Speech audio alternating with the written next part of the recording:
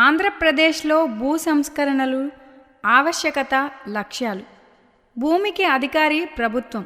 1872 Robert Munro ryotwari పద్ధతి. భూమి అనేది ఒక ఆర్థిక వనరుగా గుర్తించబడింది. చరిత్రపరంగా భూమిపై సర్వాధికారాలు రాజ్య సింహాసనానికి అప్పగించబడినవి. అంటే భూమికి సర్వాధికారి రాజు. వ్యవసాయదారుడు లేదా రైతు తను సాగు చేసే భూమిని రాజు వద్ద నుండి పొంది ఆ భూమిలో వ్యవసాయం సాగించేవాడు. ఇందుకు ప్రతిఫలంగా శిస్తు రూపంలో కొంత మొత్తాన్ని రాజుకు చెల్లించేవాడు. ఆధునిక కాలంలో కూడా భూమిపై సర్వాధికారాలు ఆయా ప్రభుత్వాలకు ఇవ్వడం జరిగింది. మన రాష్ట్రంలో ఉన్న భూమిపై రాష్ట్ర ప్రభుత్వం పూర్తి అధికారాలు కలిగి ఉంటుంది. అయితే ఈ అధికారాలు వినియోగించుకోవడంలో కొన్ని పరిమితులు, షరతులు విధించబడినాయి.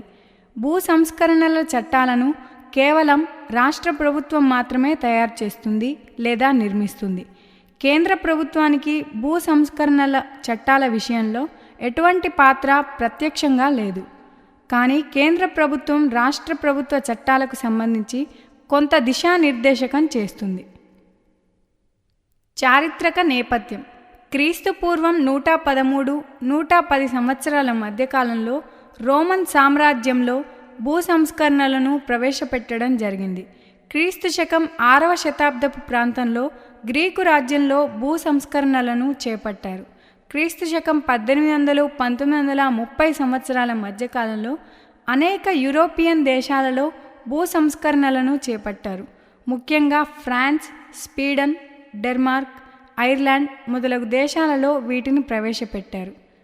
నోట్: ఈ పైన పేర్కొనబడిన భూ సంస్కరణల్లో ఆధునిక భావాలకు సంబంధించినటువంటి భూ సంస్కరణలు కావు.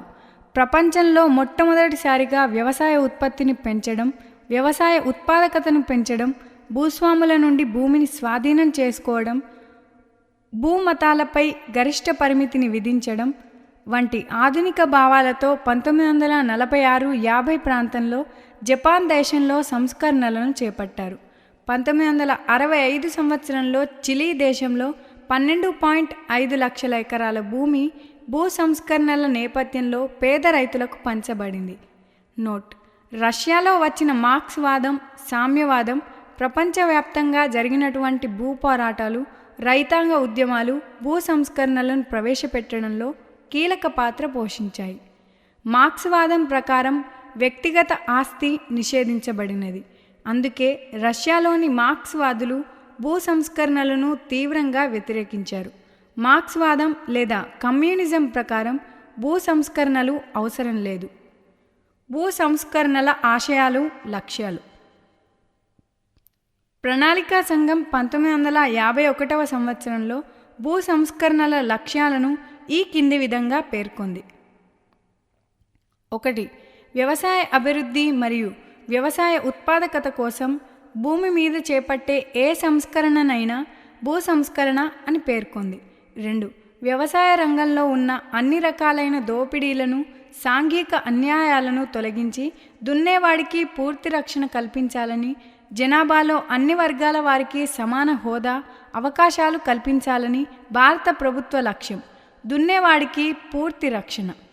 థియోడార్ బెర్జిమాన్ అనే అర్థశాస్త్రవేత్త భూ సంస్కరణల లక్ష్యాలను 3 విధాలుగా వర్గీకరించారు. 1. భూస్వామ్య వ్యవస్థను రద్దు చేసి మిగులు భూములను కౌలుదారులకు అందించి తద్వారా రైతుల విప్లవాలను నివారించవచ్చు. 2. భూ సంస్కరణల వలన ఉత్పత్తి, ఉత్పాదకత పెరిగి అటు ప్రభుత్వానికి ఇటు రైతుకు ఆర్థికంగా వెసులుబాటు కల్పించడం. 3. సమాజంలో ఆర్థిక అసమానతలను తొలగించి రైతుకు మానసిక ధైర్యాన్ని పెంపొందించడం.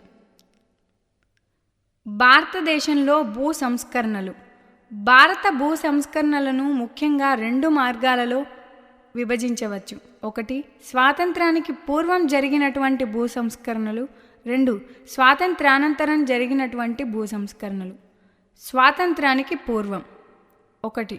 1792వ సంవత్సరంలో అప్పటి మద్రాసు రాష్ట్రంలో అధికారి అయినటువంటి సర్ థామస్ మన్రో జమీందారీ వ్యవస్థ సంస్థానంలో రైతువారీ విధానాన్ని ప్రవేశపెట్టారు. నేటి కడప, అనంతపూర్ ఈ ప్రాంతంలో మొట్టమొదటిసారిగా రైత్వారీ విధానాన్ని ప్రవేశపెట్టడం జరిగింది.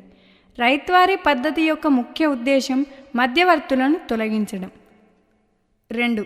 1889 సంవత్సరంలో డాక్టర్ వాల్కర్ అనే ఆర్థికవేత్త లోపభూయిష్టమైన భూస్వామ్య విధానాలే భారతదేశ వ్యవసాయ రంగంలో తక్కువ ఉత్పత్తికి కారణం అని అన్నారు. 3. అనేక మంది జాతీయ నాయకులు స్వతంత్ర ఉద్యమ సమయంలో పేద రైతుల పట్ల తమ సానుభూతిని వ్యక్తం చేస్తూ భూ సంస్కరణలు అవసరం అని పేర్కొన్నారు. అయితే ఈ దిశగా ఎవరూ గట్టి ప్రయత్నం చేయలేదు. 4.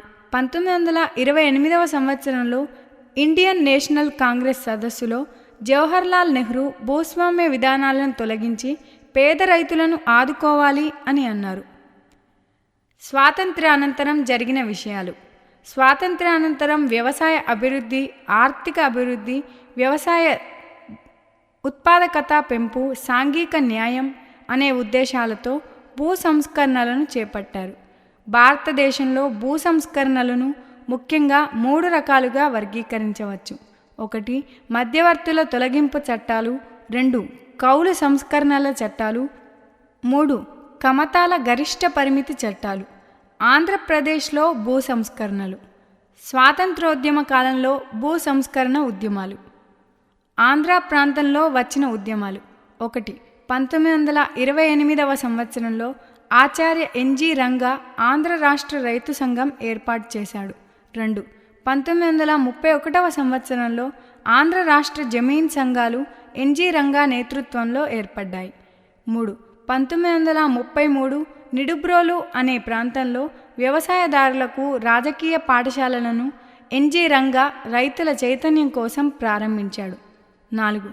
1937 కమ్యూనిస్టు ఆధ్వర్యంలో రైతు దండు అనే పేరుతో ఆంధ్ర ప్రాంత రైతులు అప్పటి మద్రాసు రాష్ట్రానికి రాజధాని అయిన మద్రాసు నగరానికి 2000 కిలోమీటర్ల పాదయాత్రను నిర్వహించాడు.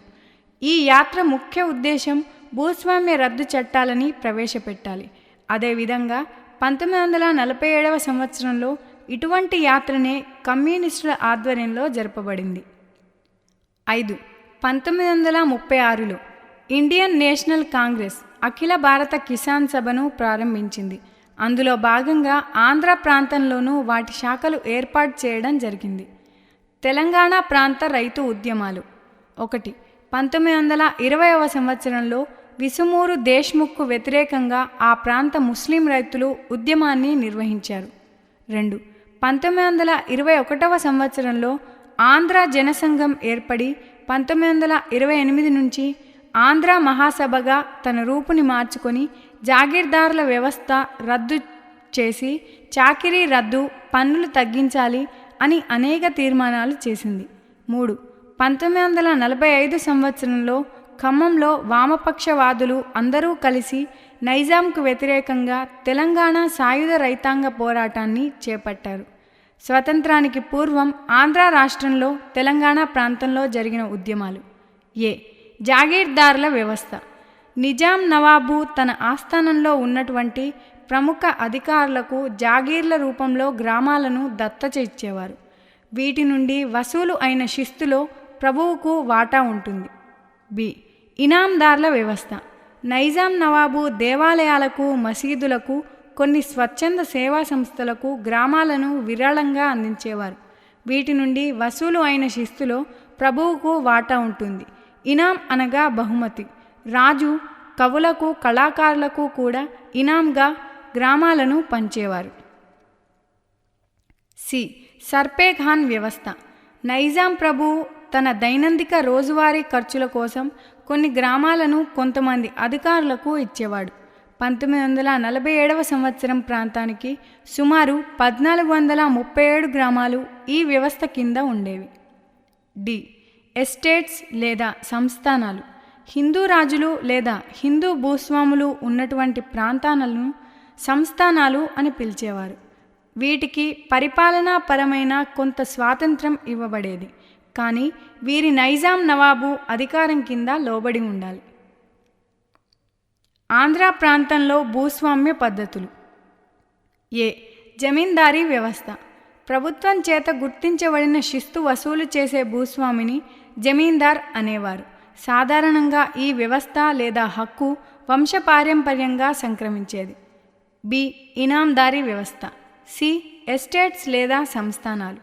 నోట్: రైత్వారీ విధానం అటు కొంత తెలంగాణ ప్రాంతంలోనూ ఇటు ఆంధ్ర ప్రాంతంలోనూ ఉండేది.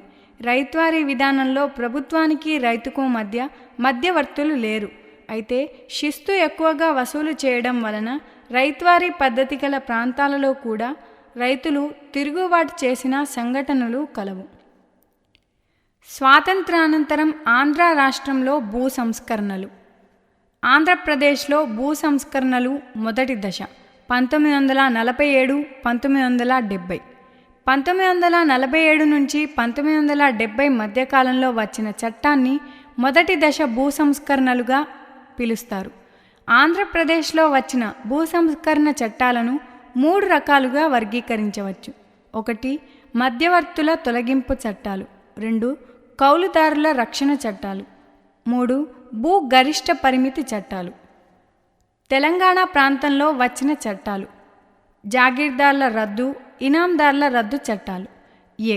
నైజాం ప్రభువుపై జరిగిన పోలీస్ చర్య అనంతరం 1949వ సంవత్సరంలో అప్పటి ప్రభుత్వం హైదరాబాద్ వ్యవసాయ సంస్కరణ కమిటీని ఏర్పాటు చేయడం జరిగింది. ఈ కమిటీ భూ సంస్కరణలకు సంబంధించి సలహాలను, సూచనలను అప్పటి ప్రభుత్వానికి నివేదించింది. బి. 1949 ఆగస్టు 15న హైదరాబాదు జాగీర్ల రద్దు రెగ్యులేషన్ చట్టం ప్రకటించారు.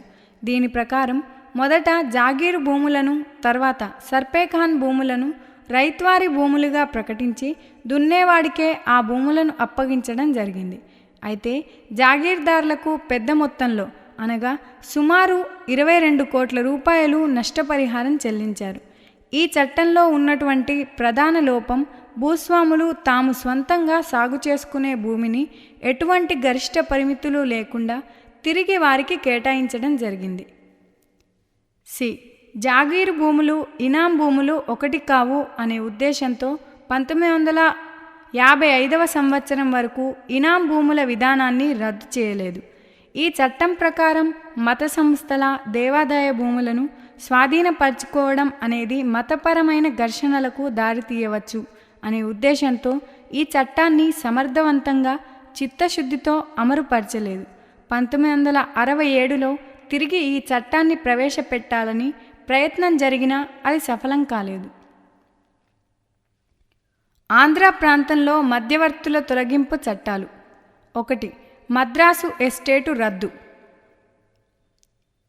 రైత్వారీ మార్పు అనే బిల్లు 1949వ సంవత్సరంలో శాసనసభ ఆమోదం పొంది 1950 నుండి అమలులోకి వచ్చింది. ఈ చట్టం 1938లో ప్రకాశం కమిటీ రిపోర్టు ఆధారంగా నిర్మించబడినది. ఈ చట్టంలో కూడా జమీందారులకు నష్టపరిహారం, జమీందారులు స్వంతంగా వ్యవసాయం చేసుకునే భూములకు వారిని ఇచ్చివేయడం జరిగింది. ఈ చట్టం కిందే ఇనాం భూ ఎస్టేట్లను కూడా రద్దుపరిచి ఆ స్థానంలో రైత్వారీ పద్ధతిని ప్రవేశపెట్టారు. 2. ఆంధ్రప్రదేశ్ ఆంధ్ర ఏరియా ఇనాముల రద్దు మరియు రైత్వారీగా మార్చు చట్టం 1956. సమస్యలు. 1. జమీందారులకు ఈ చట్ట ప్రాముఖ్యతను ముందుగానే గుర్తించి ఈ చట్టాలలోని మినహాయింపుల ద్వారా బినామీ పేర్లపై పెద్ద మొత్తంలో భూములను కాపాడుకున్నారు. 2. ఈ చట్టాలలోని మినహాయింపుల వలన కౌలుదారులను బలవంతంగా భూమి నుండి గెంటివేయడం అనే కొత్త సమస్య ఉత్పన్నమైంది. ఈ నేపథ్యంలోనే కౌలు సంస్కరణ చట్టాలు వచ్చాయి. కౌలు సంస్కరణల చట్టాలు. తెలంగాణ ప్రాంతంలో కౌలు జారీ చట్టాలు. 1. హైదరాబాదు వ్యవసాయ సంస్కరణల కమిటీ సూచన మేరకు హైదరాబాదు కౌలు వ్యవసాయ భూముల చట్టం 1950లో వచ్చింది. 2. హైదరాబాద్ ప్రివెన్షన్ ఆఫ్ ఎవిక్షన్ చట్టం 1952లో వచ్చింది. కౌలు పరిణామం మాగాణి భూములను ఉత్పత్తిలో 1/3 వంతు, మెట్ట భూములను 1/4 వంతుగా ఉండాలని పై చట్టం పేర్కొంది. సెక్షన్ 35E ప్రకారం కొన్ని నిబంధనలకు లోబడి భూస్వామి నుండి నిర్బంధంగా భూమిని ప్రభుత్వం స్వాధీనం చేసుకొని కౌలుదారులకు పూర్తి యాజమాన్య హక్కులు కల్పించడానికి అవకాశం కల్పించింది. ఆంధ్ర ప్రాంతంలో కూడా 1956లో కౌలు సంస్కరణల చట్టాలు ప్రవేశపెట్టారు. అయితే ఇవి విజయవంతం కాలేదు. వీటిలోని ప్రధాన లోపాలు లబ్ధిదారులు లిఖిత రూపంలో ఆ భూమిని కౌలుకు తీసుకున్నట్లు నిరూపించలేకపోవడం, చెరుకు మరియు వేరుశెనగ వంటి కొన్ని రకాల భూములను ఈ చట్టాల నుండి మినహాయించడం జరిగింది. భూగరిష్ట పరిమితి చట్టాలు. ఆంధ్రప్రదేశ్ భూగరిష్ట పరిమితి చట్టం 1961. 1958వ సంవత్సరంలో ఈ చట్టం ప్రవేశపెట్టగా 1961వ సంవత్సరంలో ఈ చట్టం అమల్లోకి వచ్చింది. ఈ చట్ట ప్రకారం కుటుంబంలోని ప్రతి సభ్యుడికి గరిష్టంగా 27 ఎకరాల నుండి 324 ఎకరాల వరకు కేటాయించడం జరిగింది.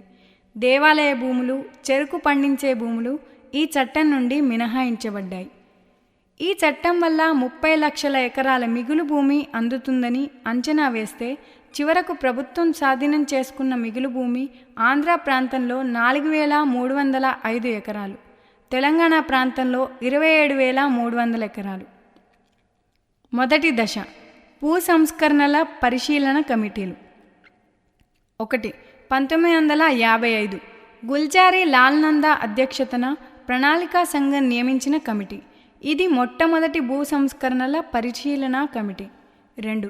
1966 ప్రణాళికా సంఘం భూ సంస్కరణల పరిశీలన కోసం ప్రత్యేకంగా ఒక కమిటీని నియమించింది. 3. 1973లో ప్రణాళికా సంఘం పిఎస్ అప్పు నేతృత్వంలో ఒక ప్రత్యేక టాస్క్ ఫోర్స్ ఏర్పాటు చేసి భూ సంస్కరణల పరిశీలనను జరిపింది. ఈ టాస్క్ ఫోర్స్ రిపోర్ట్ ప్రకారం ఆంధ్రప్రదేశ్లో భూ సంస్కరణల అమలు పట్ల నిర్లబ్ధత ఉండడానికి ప్రధాన కారణంగా లోపభూయిష్టం అయిన భూ చట్టాలు, భూదాన ఉద్యమం, ఉన్నత మార్గాలు, అధికారంలో ఉండడం, కమ్యూనిస్టులు ప్రజాస్వామ్య వ్యవస్థలో భాగం కావడం అని పేర్కొంది. భూదాన ఉద్యమం. ఆచార్య వినోబా భావే తెలంగాణలోని వివిధ గ్రామాలలో శాంతి సభలను ఏర్పాటు చేశారు.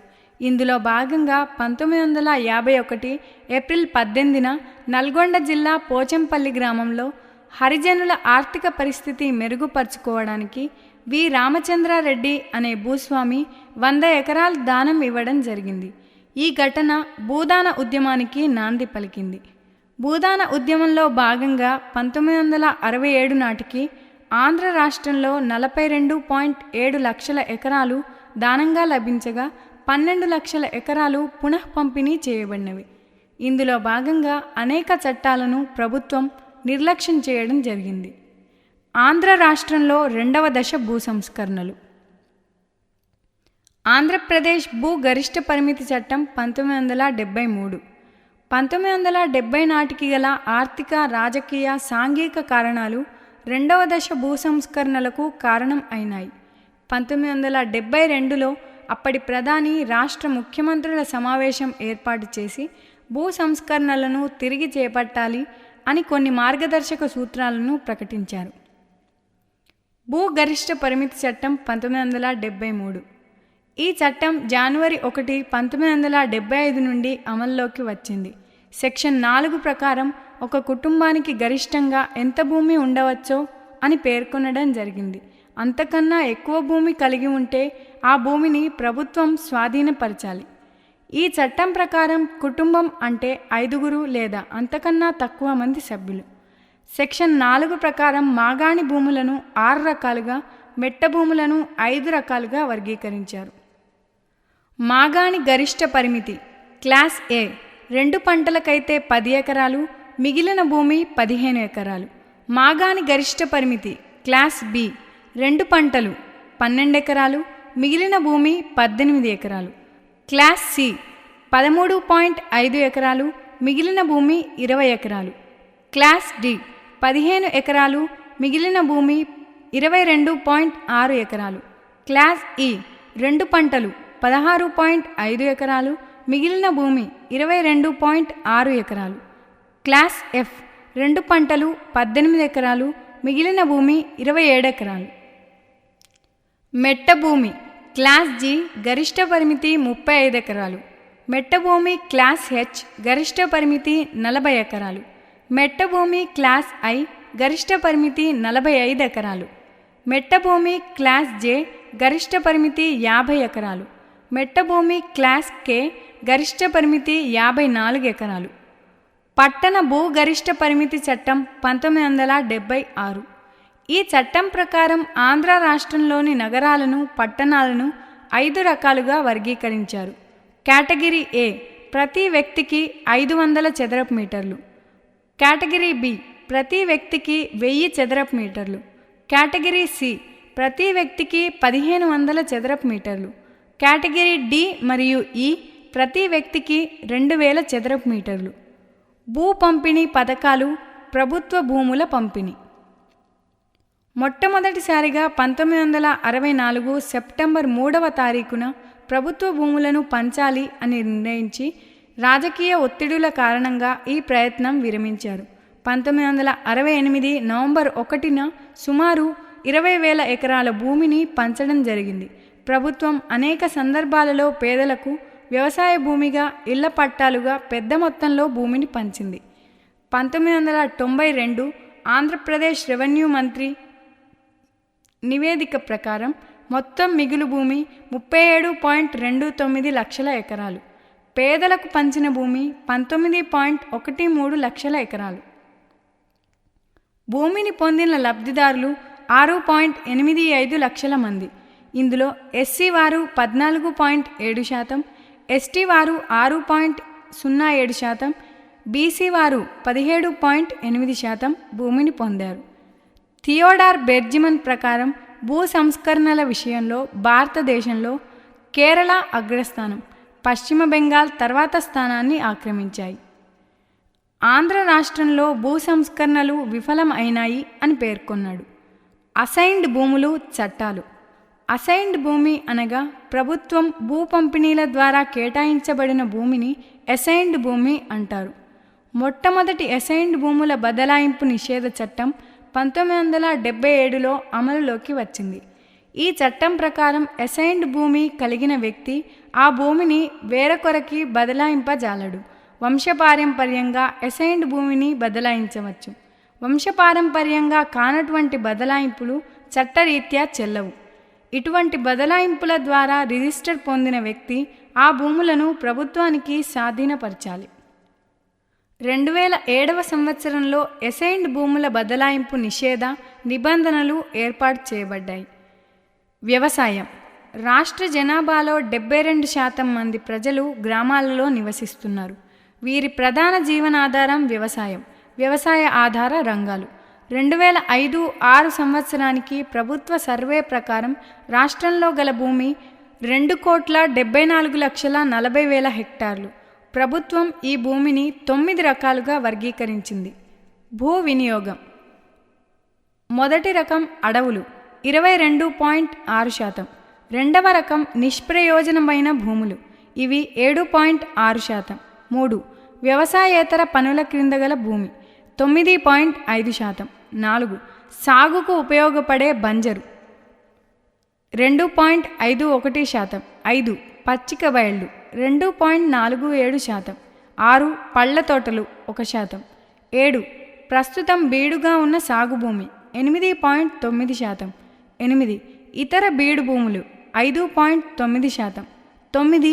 నికర సాగు భూమి 39.5%. 1956-57వ సంవత్సరంలో రాష్ట్రంలో అడవుల విస్తీర్ణం 20.6%గా ఉండగా 2005-06 నాటికి ప్రభుత్వ లెక్కల ప్రకారం 22.6%. కేంద్ర ప్రభుత్వ 2005 ఉపగ్రహ సర్వే ప్రకారం రాష్ట్రంలో అడవుల విస్తీర్ణం 17.3%. 1956-57లో 0.2గా ఉన్న పండ్ల శాతం తోటలు 2005-06 నాటికి 1%గా నమోదు అయింది. 1956-57తో పోల్చి చూస్తే 2005-06 సంవత్సరం నాటికి పచ్చిక బయళ్ల శాతం తక్కువగా నమోదైంది. 1992-93లో నికర సాగు భూమి 38% కాగా 2005-06 నాటికి 39.5%గా నమోదైంది.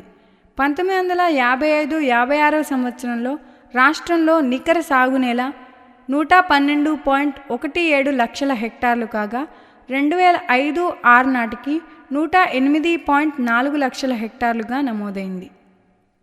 రాష్ట్రంలో వర్షపాతం. నైరుతి రుతుపవనాలు. 27 మే నైరుతి రుతుపవనాలు రాష్ట్రంలో ప్రవేశిస్తాయి. 24 జూన్ నాటికి రాష్ట్రమంతా అవి వ్యాపిస్తాయి.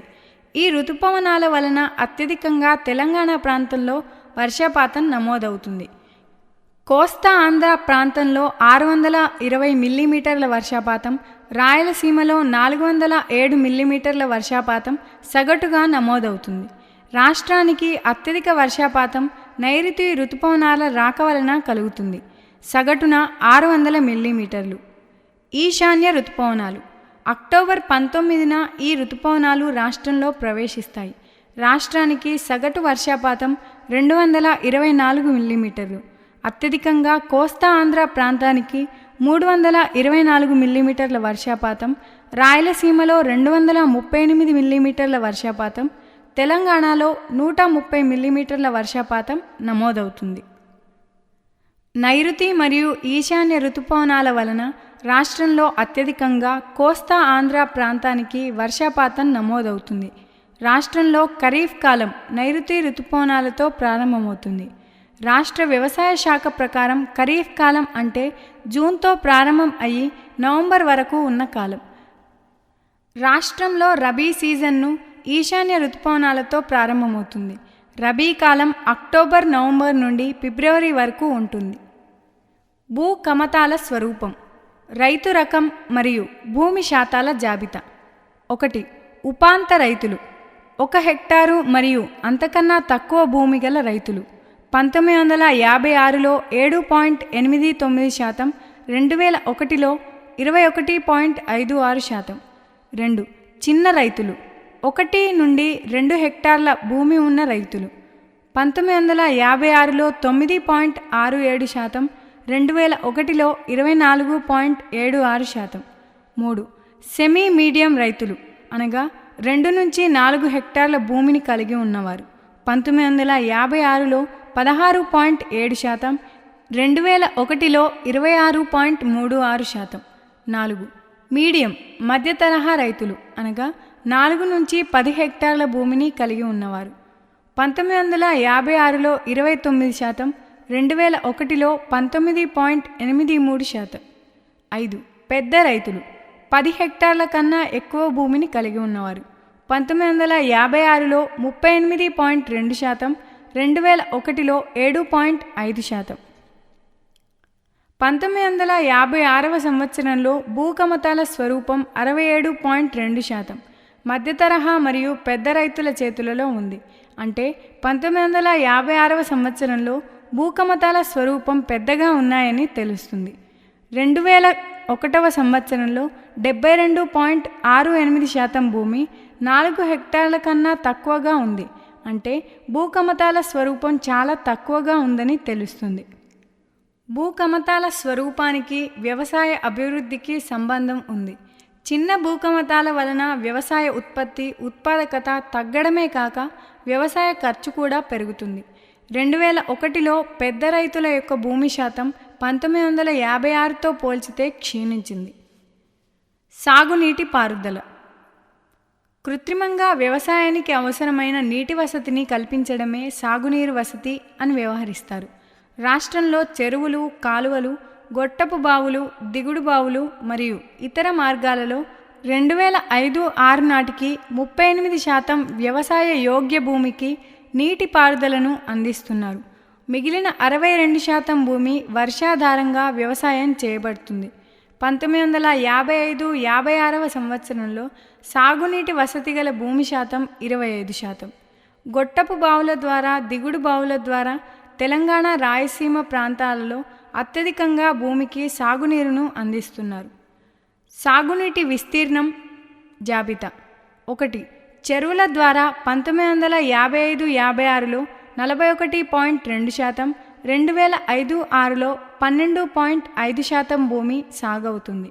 2. కాలువల ద్వారా 1955-56లో 44.5%, 2005-06లో 37.2%. 3. గొట్టపు బావుల ద్వారా 1955-56లో 11.23%, 2005-6లో 49% సాగవుతుంది. 4. ఇతర మార్గాల ద్వారా 1955-56లో 3%, 2005-6లో 1.3% భూమి సాగవుతుంది. సాగునీటి వసతి ఉన్న భూమి 1955-56లో 27 లక్షల హెక్టార్లు, 2005-6లో 55 లక్షల హెక్టార్లు. రాష్ట్రంలో చెరువుల ద్వారా సాగునీటి వసతి క్రమక్రమంగా తగ్గి 2005-6 నాటికి కేవలం 12.5%గా నమోదైంది. ఉచిత విద్యుత్ సబ్సిడీ ధరకే విద్యుత్తును అందించడం వలన గొట్టపు బావుల సంఖ్య క్రమంగా పెరగడం గమనించాలి.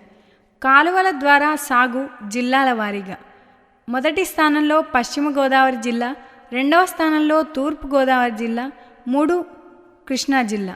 చెరువుల ద్వారా సాగు అవుతున్నది మొదటి స్థానంలో వరంగల్, రెండవ స్థానంలో నెల్లూరు, మూడవ స్థానంలో విజయనగరం. బావుల ద్వారా సాగునీరు జిల్లాలు మొదటి స్థానం నిజామాబాద్, రెండవ స్థానం పశ్చిమ గోదావరి, 3 మెదక్. కరీంనగర్, వరంగల్ జిల్లాలలో దిగుడు బావుల ద్వారా సేద్యం జరుగుతుంది.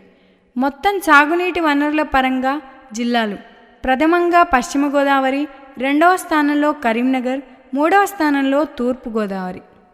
పంటల వారీగా సాగునీటి వసతి 100 ఎకరాలకు: 1 వరి 63%, 2 చెరకు 7.2%, 3 మొక్కజొన్న 4.6%, 4 వేరుశెనగ 4.1%, 5 పత్తి 3.4%, 6 మిరప 2.7%, 7 పొద్దుతిరుగుడు 2.5%, 8 పసుపు 1%, 9 మిగిలిన పంటలు 11.5%. వ్యవసాయ సబ్సిడీలు. రాష్ట్రంలో రైతుకు 3 విధాలుగా సబ్సిడీలను అందిస్తున్నారు. 1. విత్తన యూరియా సబ్సిడీలకు 1980-81లో 32.4 కోట్లను, 2003-04లో 766 కోట్లను అందించింది. 2. సాగునీటి పారుదల 1980-81లో 123 కోట్లు, 2003-04లో 843 కోట్లను అందించింది. 3. విద్యుత్ సబ్సిడీ కింద 1980-81లో 12.4 కోట్లు, 2003-04లో 2491 కోట్లను అందించింది. యూరియాకు మాత్రం కేంద్ర ప్రభుత్వం సబ్సిడీ ఇస్తుంది. యూరియా సబ్సిడీ భారాన్ని కేంద్ర ప్రభుత్వం భరిస్తుంది. మిగిలిన సబ్సిడీల భారాన్ని రాష్ట్ర ప్రభుత్వం భరిస్తుంది. 2006-07 సంవత్సరంలో రాష్ట్ర ప్రభుత్వం అందించిన విత్తన సబ్సిడీ 146 కోట్లు, విద్యుత్ సబ్సిడీ 3141 కోట్లు. సాగునీటి సబ్సిడీ ప్రాంతాల వారీగా 2003-04 సంవత్సరంలో: 1 కోస్తా ఆంధ్ర 76.9%, 2 తెలంగాణ 17.58%, 3 రాయలసీమ 5.52%. విద్యుత్ సబ్సిడీ ప్రాంతాల వారీగా 2003-04 సంవత్సరానికి గాను: 1 కోస్తా ఆంధ్ర 16.1%, 2 తెలంగాణ 67.6%, 3 రాయలసీమ 16.3%. విత్తన మరియు యూరియా సబ్సిడీ ప్రాంతాల వారీగా 2003-04 గాను: 1 కోస్తా ఆంధ్ర 45.98%, 2 తెలంగాణ 38.07%, 3 రాయలసీమ 15.95%. రాష్ట్రంలో పంటలు. ఆహార పంటలు. ఆహార ధాన్యాలను మరియు పప్పు ధాన్యాలను ఆహార పంటలుగా వర్గీకరిస్తారు. 2006-07 సంవత్సరంలో ఆహార పంటల దిగుబడి 162.29 లక్షల టన్నులు. వీటిలో 91% ఆహార ధాన్యాలు కాగా 9% పప్పు ధాన్యాలు. 2006-07 సంవత్సరంలో మొత్తం ఆహార పంటలు పండించే వ్యవసాయ భూములలో 72.7% భూములలో ఆహార ధాన్యాలను, 27.3% భూములలో పప్పు ధాన్యాలను పండిస్తున్నారు. 2006-07 సంవత్సరంలో రాష్ట్రంలో గల వ్యవసాయ భూములలో 66% భూములలో ఆహార పంటలను పండిస్తున్నారు. తో పోలిస్తే 2006-07 సంవత్సరంలో ఆహార పంటల ఉత్పత్తి 4.3% తక్కువగా నమోదైంది. వరి 54% వరి ఉత్పత్తి ఖరీఫ్ కాలంలోనూ, 46% ఉత్పత్తి రబీ కాలంలోనూ జరుగుతుంది. 2006-07 సంవత్సరానికి ఖరీఫ్ కాలంలో పంట ఉత్పత్తి 63,77,000 టన్నులు, రబీ సమయంలో పంట ఉత్పత్తి 53,27,000 టన్నులు. ఖరీఫ్ సమయంలో గుంటూరు జిల్లా వరిని అధికంగా ఉత్పత్తి చేస్తుంది. రబీ కాలంలో పశ్చిమ గోదావరి జిల్లా అధికంగా వరిని ఉత్పత్తి చేస్తుంది. రాష్ట్రంలో వరి అధికంగా ఉత్పత్తి చేసే జిల్లా పశ్చిమ గోదావరి. తెలంగాణ ప్రాంతంలో వరిని ఉత్పత్తి చేసే ప్రముఖ జిల్లా కరీంనగర్. రాష్ట్రంలో అత్యంత నాణ్యమైన వరిని ఉత్పత్తి చేసే జిల్లా నెల్లూరు. రాష్ట్రం దేశంలో పండే వరిలో 10% ఉత్పత్తి చేస్తుంది. జొన్నలు రాష్ట్రంలో 2006-07 సంవత్సరంలో ఉత్పత్తి 4,23,000 టన్నులు. సాధారణంగా రుతుపవనాల వైఫల్య సమయంలో జొన్నల దిగుబడి అధికంగా ఉంటుంది.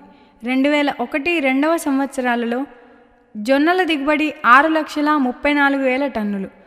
1956-57 సంవత్సరంలో మొత్తం వ్యవసాయ భూమిలో 20.19% భూములలో జొన్నలు పండించగా 2005-06 నాటికి కేవలం 3.9% భూమిలోనే జొన్నలను పండిస్తున్నారు. ఉత్పత్తి పరంగా, విస్తీర్ణం పరంగా కర్నూలు జిల్లాది ప్రథమ స్థానం. మహబూబ్ నగర్, ఆదిలాబాద్ జిల్లాలలో వర్షాధార పంటగా జొన్నలను పండిస్తారు. గోధుమలు 2006-07 సంవత్సరంలో రాష్ట్రంలో గోధుమల ఉత్పత్తి 11,000 టన్నులు. మెదక్, ఆదిలాబాద్ జిల్లాలలో గోధుమలను పండిస్తారు. సజ్జలు తెలంగాణ, రాయలసీమ ప్రాంతాలలో వర్షాధార పంటగా సజ్జలను పండిస్తున్నారు. ఉత్పత్తి పరంగా, విస్తీర్ణ పరంగా కర్నూలు జిల్లా ప్రథమ స్థానం. 2006-07 సంవత్సరాలలో సజ్జల ఉత్పత్తి 47,000 టన్నులు. ఋతుపవనాల వైఫల్య సమయంలో సజ్జల దిగుబడి పెరుగుతుంది. కర్నూలు, విశాఖపట్నం, ప్రకాశం, నెల్లూరు, మహబూబ్ నగర్, నిజామాబాద్ జిల్లాలలో రాష్ట్రంలో పండే సజ్జలు 74% పండుతాయి. 2005-06 సంవత్సరంలో సజ్జల ఉత్పత్తిలో రాష్ట్రానిది 13వ స్థానం.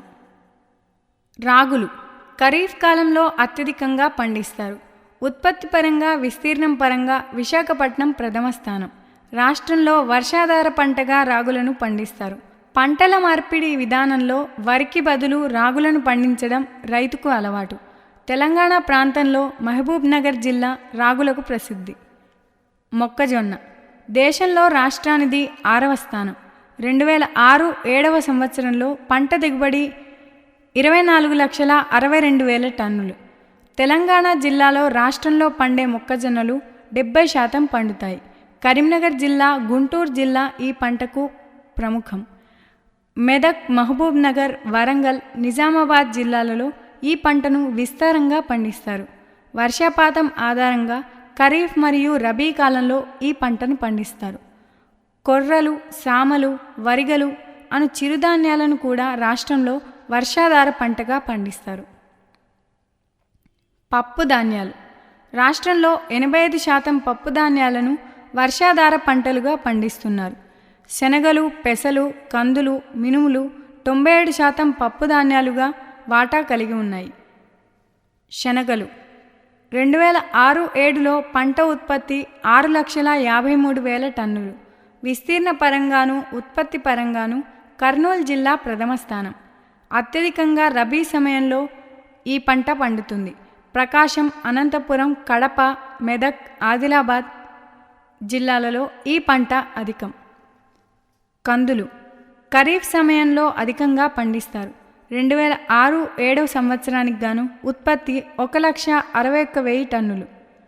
అధికంగా మహబూబ్ నగర్, ప్రకాశం, గుంటూరు, అనంతపురం, కర్నూలు, ఆదిలాబాద్ జిల్లాలలో పండిస్తారు. పెసలు ఖరీఫ్ కాలంలో అత్యధికంగా పండిస్తారు. ఉత్పత్తి పరంగా, విస్తీర్ణ పరంగా మెదక్ జిల్లా ప్రథమ స్థానం. 2006-07లో ఉత్పత్తి 1,44,000 టన్నులు. శ్రీకాకుళం, తూర్పుగోదావరి, వరంగల్, ఖమ్మం, నల్గొండ జిల్లాలలో అధికంగా పండిస్తారు. మినుములు అంతర పంటగా ఈ పంటను పండిస్తారు. కృష్ణా, గుంటూరు ఈ జిల్లాలలో రాష్ట్రంలో పండే మినుములలో 67% వరకు పండుతాయి. 2006-07 సంవత్సరంలో పంట ఉత్పత్తి 3,50,000 టన్నులు. నెల్లూరు, శ్రీకాకుళం, ప్రకాశం జిల్లాలలో మినుములను విరివిగా పండిస్తారు. ఆహారేతర పంటలు. నూనె గింజలు. రాష్ట్రంలో గల వ్యవసాయ భూమిలో 17.6% భూమి నూనె గింజల ఉత్పత్తికి వినియోగిస్తున్నారు. నూనె గింజల పంటల విస్తీర్ణ పరంగా 59% భూమిలో వేరుశనగను పండిస్తున్నారు. రాష్ట్రంలో పండే నూనె గింజలలో వేరుశనగ, పొద్దుతిరుగుడు, ఆముదాల శాతం 67%. 2006-07 సంవత్సరంలో నూనె గింజల దిగుబడి 17 లక్షల టన్నులు. 70% నూనె గింజలను వర్షాధార పంటగా పండిస్తున్నారు. వేరుశనగ పంట విస్తీర్ణ పరంగా రాష్ట్రానిది ప్రథమ స్థానం. ఉత్పత్తి పరంగా, విస్తీర్ణ పరంగా అనంతపురం జిల్లా ప్రథమ స్థానం. ఋతుపవనాల వైఫల్య సమయంలో సాధారణంగా ఈ పంట దిగుబడి పెరుగుతుంది. 2001-02 సంవత్సరంలో పంట దిగుబడి 12,50,000 టన్నులు. అనంతపురం, కర్నూలు, కడప, చిత్తూరు, వరంగల్ జిల్లాల్లో ఈ పంట అధికం. ఆముదాలు ఉత్పత్తి పరంగా రాష్ట్రం దేశంలో మొదటి స్థానం. రాయలసీమ, తెలంగాణ ప్రాంతాలలో ప్రతి జిల్లాలోనూ వర్షాధార పంటగా దీన్ని పండిస్తారు. అనంతపురం, కర్నూలు, గుంటూరు, చిత్తూరు ముఖ్య జిల్లాలు. 2006-07లో ఉత్పత్తి 87,000 టన్నులు. పొద్దుతిరుగుడు పువ్వు 2006-07లో ఉత్పత్తి 3,29,000 టన్నులు. ప్రకాశం, కడప, కర్నూలు, నిజామాబాద్, మెదక్ ముఖ్య జిల్లాలు. రాష్ట్రంలో నువ్వులు, ఆవాలు, కుసుమం, అవిసి అనే నూనె గింజలను వర్షాధార పంటలుగా పండిస్తున్నారు. వాణిజ్య పంటలు. పత్తి ఖరీఫ్ కాలంలో అధికంగా పండిస్తారు. 2006-07 సంవత్సరంలో ఉత్పత్తి 21,81,000 టన్నులు. దిగుబడి పరంగా గుంటూరు, వరంగల్, కరీంనగర్, ఆదిలాబాద్, ఖమ్మం ముఖ్య జిల్లాలు. తెలంగాణ ప్రాంతంలో గొట్టపు బావుల సహకారంతో ఈ పంటను పండిస్తారు. పొగాకు రబీ సమయంలో అధికంగా పండిస్తారు. వర్జీనియా పొగాకుకు ప్రకాశం జిల్లా ప్రథమ స్థానం. పశ్చిమ గోదావరి, నెల్లూరు, గుంటూరు, కర్నూలు, మహబూబ్ నగర్, కృష్ణా జిల్లాలలో పొగాకును పండిస్తారు. బేరన్ అనే పదం పొగాకు పరిశ్రమకు సంబంధించింది. టాండ్రిస్ అనే పదం తోళ్ల పరిశ్రమకు సంబంధించింది. చెరుకు 2006-07 సంవత్సరంలో చెరుకు దిగుబడి 217 లక్షల టన్నులు. ఖరీఫ్ సమయంలో 75% చెరుకు ఉత్పత్తి అవుతుంది. విశాఖపట్నం, చిత్తూరు, విజయనగరం, పశ్చిమ గోదావరి, మెదక్, తూర్పు గోదావరి, నిజామాబాద్ జిల్లాలు ప్రముఖమైనవి. అత్యంత సారవంతమైన జిల్లా నిజామాబాద్. మిరప ఉత్పత్తిలో గుంటూరు జిల్లా ప్రథమ స్థానం. 2006-07 సంవత్సరంలో 7,66,000 టన్నుల మిరప ఉత్పత్తి జరిగింది. ఖరీఫ్ మరియు రబీ కాలంలో ఈ పంటను విస్తారంగా పండిస్తారు. ఖమ్మం, వరంగల్, కర్నూలు, కృష్ణా, మహబూబ్ నగర్ జిల్లాలు ముఖ్యమైనవి. గుంటూరు జిల్లా మిరపకాయలను ఇతర రాష్ట్రాలకు, విదేశాలకు ఎగుమతి చేస్తున్నారు. దేశంలో గుజరాత్, అహ్మదాబాద్ మిరప ఉత్పత్తిలో ప్రథమ స్థానాల్లో ఉన్నాయి.